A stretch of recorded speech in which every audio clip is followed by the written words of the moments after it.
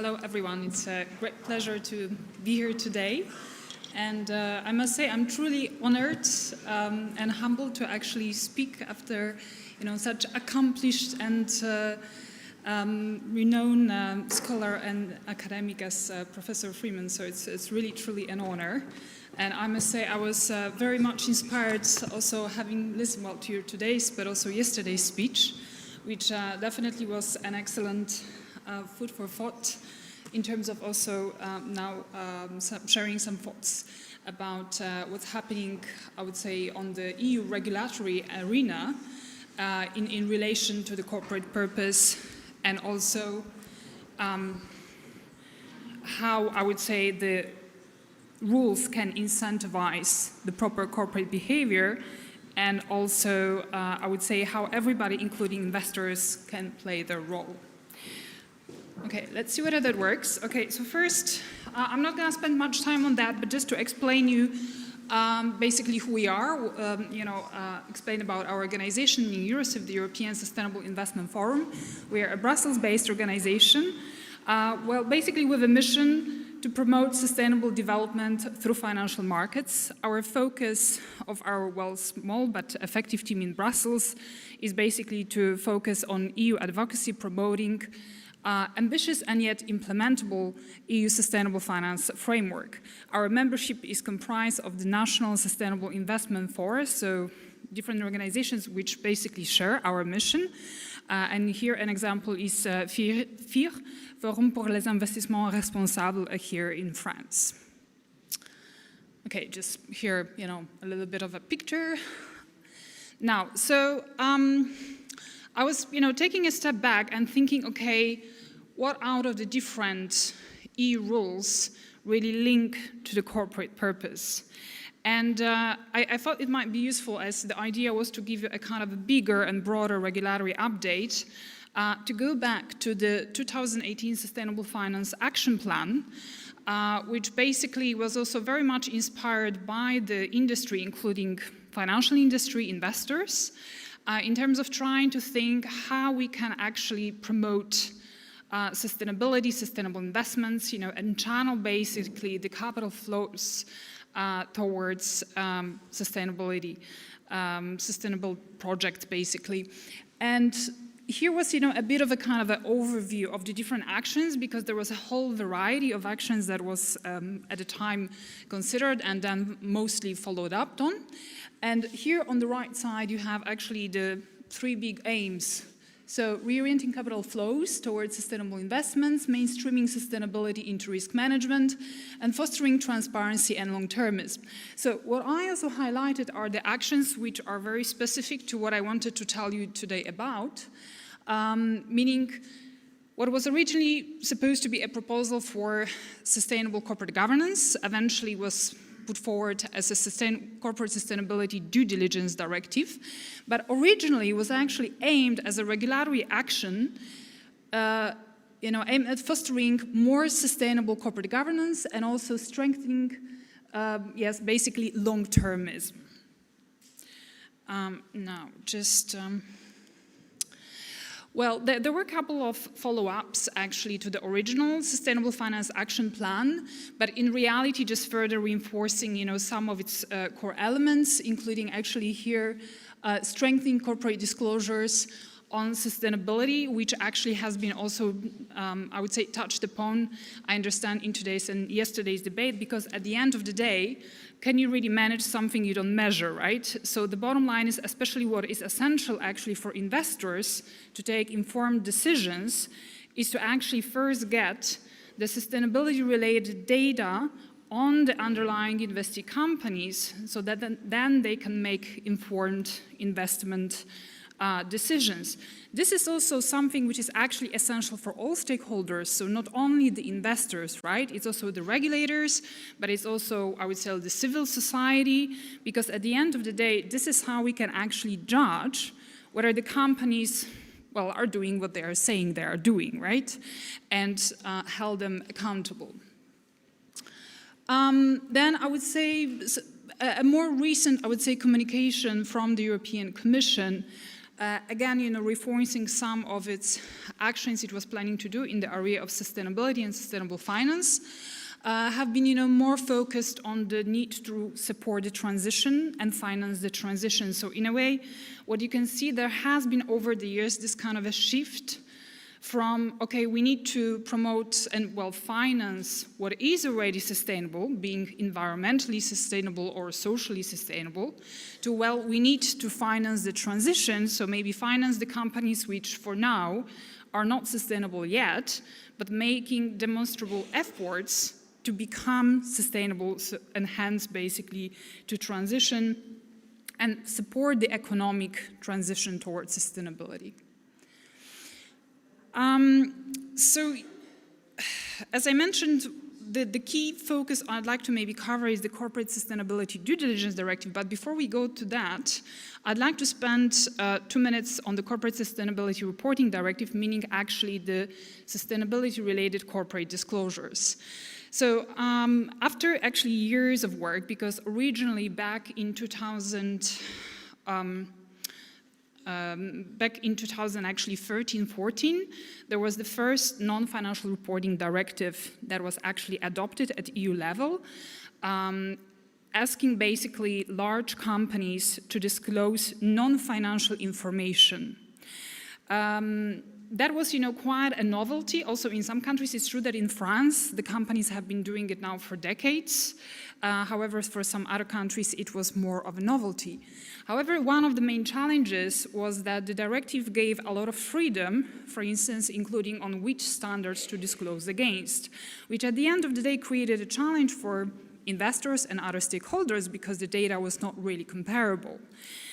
Hence, a couple of years ago, basically, Commission put forward a proposal for a corporate sustainability reporting directive, switching now to the use of the term sustainability rather than non-financial, and basically requiring all large companies and also companies with securities listed on regulated markets to disclose information on material risks and opportunities arising from social and environmental issues, and on the impact of their activities on people and the environment.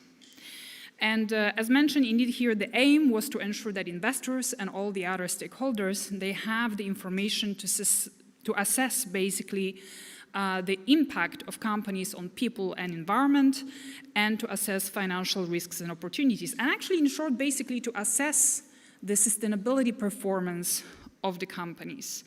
And this is a directive that actually came into effect a year ago, with the first sustainability-related disclosures actually coming up this year. Well, there is a bit of a kind of a phased-in approach, so at first only the largest companies with more than 500 employees will have to disclose. Later on, the companies also with more than 250 employees. And the biggest, I would say here, merit of this new directive, well, in a way we could say is twofold. First is that it obliges companies to disclose against European sustainability reporting standards. So we have one set of standards ensuring comparability, and these are the standards that have been developed by the European, it's financial reporting, actually organization. It's a kind of advisory body to the European Commission, EFRAG, which in the past was actually dealing with the transposition of the financial reporting, so the coming from ISB into Europe, and actually in view of this, it has been actually given additional mandate here and role to actually develop the sustainability reporting standards. However, what has been interesting, it has been done through its working groups involving a lot of stakeholders, actually including companies, investors, but also the civil society. So I think here the stakeholder actually concept is already kind of expanding in a way. And the first set of the standards was published actually last year, and as I said, effective already this year. The second main, I would say here, merit of this directive is that it embedded the double materiality concept into the EU law. So now basically companies are not longer only looking at the sustainability risks, so how the environment and, well, societal events can, for instance, impact the business activities and operations and the financial returns, but also actually asking companies to look how through your, well, activities you are impacting actually environment and society. And they're expected to disclose such information also across all E, so environmental, social, and governance matters. And anyway, today we don't have a lot of time because, you know, we could spend actually hours talking also about what EFRAG has prepared to that end. Now, moving on to the Corporate Sustainability Due Diligence Directive. So as I mentioned, as part of the original 2018 Action Plan on Financing Sustainable Growth, the Commission announced an initiative on sustainable corporate governance.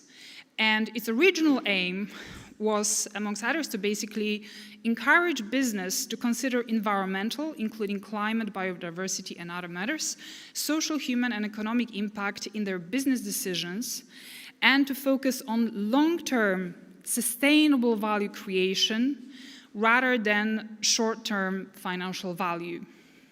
On top of that, the intention was to specify directors' duty to act in the company's long-term interest while taking into account broader stakeholder interests. So here, I think, you know, it links very nicely actually to the whole idea of the, you know, stakeholder capitalism.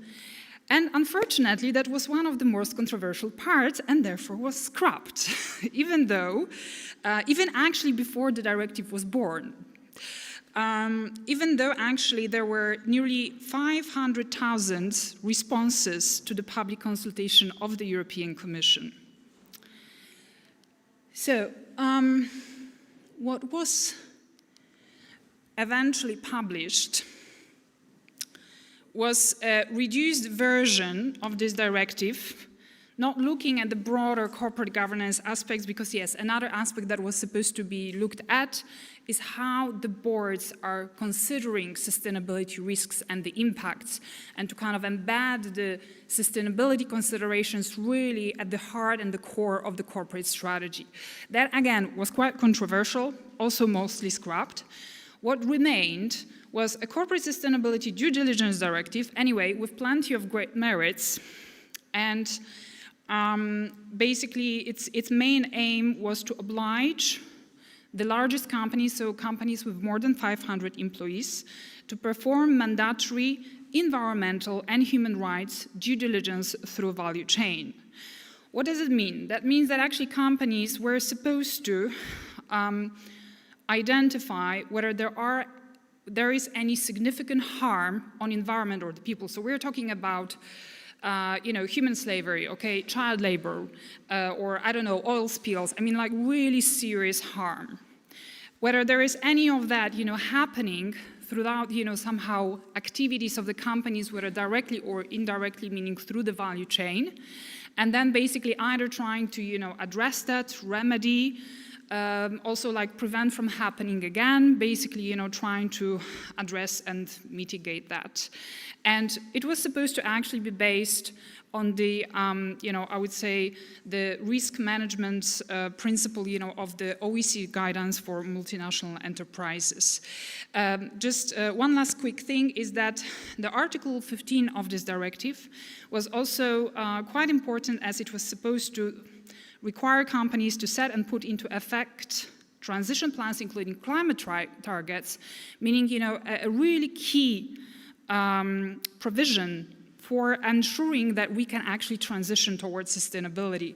Because the Corporate Sustainability Reporting Directive only discloses, only obliges companies to disclose such information, not to do. This was supposed to be a behavioral obligation to do. And finally, the last very interesting bit, actually speaking of the incentives, how to also incentivize certain behaviors within the companies, there was a provision that was supposed to encourage companies to set, well, I would say remuneration-related incentives. So for instance, that a proportion of the director's variable remuneration would be linked with actually the achievement of the climate targets. And as we all know, actually performance is a very strong incentive. Unfortunately, due to the latest political backlash in view of the upcoming elections, right now it is not even clear whether this directive would be adopted, which is a great pity, especially that in December we already had a political agreement practically endorsed by the entire parliament and the member states. So indeed, the last slide I'm going to cover is, well, we could also talk about SFDR, but I understand we have no time. This is indeed more connected on the transparency on the investors, in particular financial products, and how they consider sustainability risks and adverse impact in their investment decisions, but in a way it's less relevant maybe to the purpose of the corporation debate. What's next? European elections in June. So obviously this is something which is driving quite a lot what politically has been happening in the last months. And unfortunately, you know, the future does not look great in a sense that the predictions are that we're going to have much more far-right politicians, which is unlikely to be helpful, you know, to the cause of promoting sustainability. And the last thing, okay, what's next? This is just, you know, a little bit for the reflection. And I guess my main call to you will be like, look, let's not wait for the regulation. I think you all play very important roles with you in your companies. And I think basically we just need all to act. Thank you very much.